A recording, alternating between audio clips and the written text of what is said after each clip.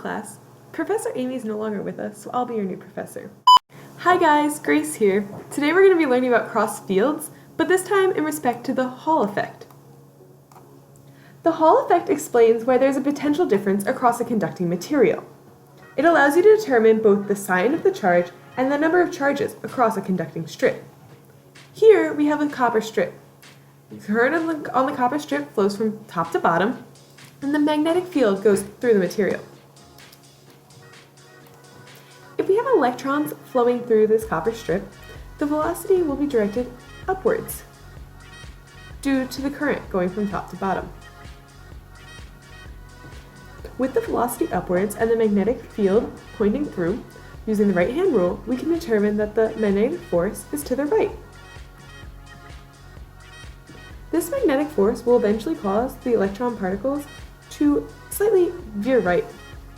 But as this continues, the electrons will build up on the right side of the right side of the material.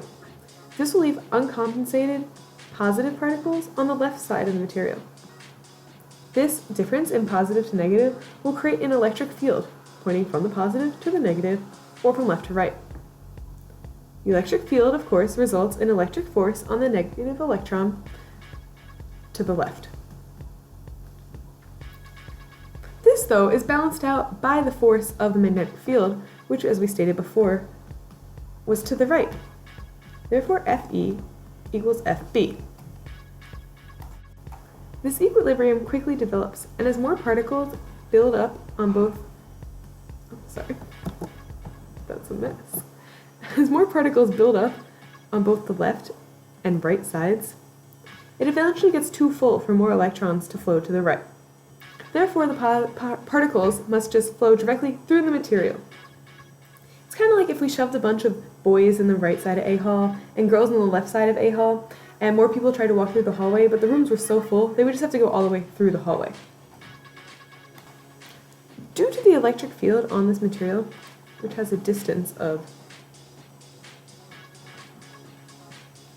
d, there is a potential difference.